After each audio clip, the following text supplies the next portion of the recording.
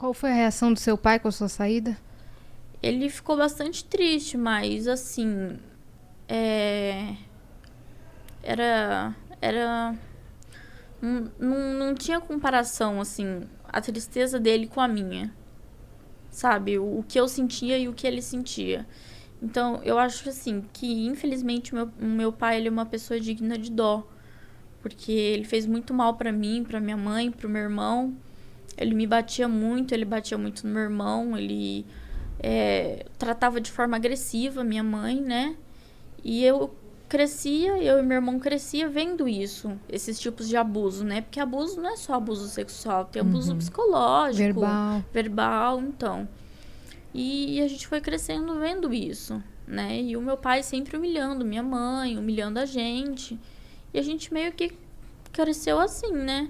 E eu precisei amadurecer muito cedo. Então, desde nova eu já entendo um pouco das coisas, do mundo, como que era, como que funcionava.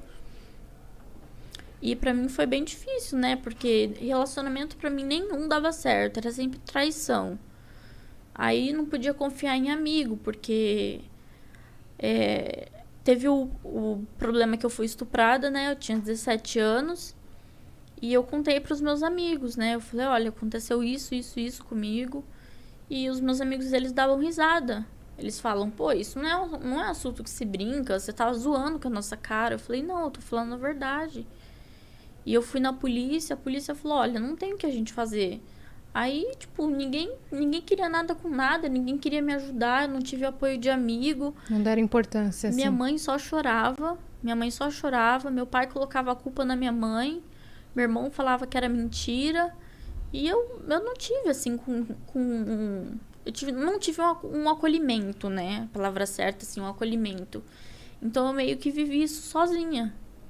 Então, foi muito difícil pra mim. Eu precisei amadurecer muito cedo e falar, não, eu vou passar por isso.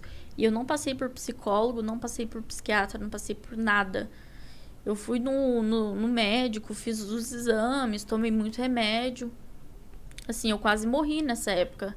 Porque eu tomei um negócio que chama coquetel, que são vários remédios.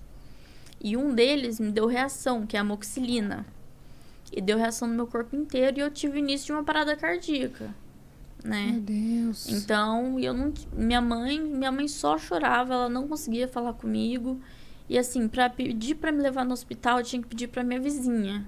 Porque minha mãe não tinha condição, meu pai não tinha condição, sabe? E aí eu meio que fui enfrentando as coisas sozinhas, até eu conhecer ele, né? E a gente compartilhar dessas histórias junto, da gente se acolher, da gente se entender e saber lidar, sabe? Quando um tá com dor, quando o outro tá se sentindo mal, a gente sabe o que fazer, né? Porque a gente passou por isso junto. A nossa história bate muito uma com a outra, né? Então, a dor que ele sente, você já conhece. Sim, e a dor que eu sinto, ele conhece. Então meio que encaixa assim mesmo, sabe? E assim, quando eu escolhi gostar dele, eu falei assim, olha, eu vou ficar com você. Quando ele comprou o anel, a gente não namorou, a gente noivou. A gente pulou a parte do namoro. Entendi. Então, vocês se conheceram, decidiram que vocês iam começar a ficar e depois foi noivado, não porque foi namoro. Foi uma coisa muito intensa, foi uma coisa muito forte que a gente sentiu um pelo outro. E ele foi e comprou aliança de noivado. E ele falou assim, você quer ser minha noiva? Eu falei, quero. Tipo, ali eu já escolhi a pessoa que eu queria casar, a pessoa que eu queria pro resto da minha vida. Né? Então, até hoje... A gente só não casou por causa da pandemia. Porque... Mas vai rolar.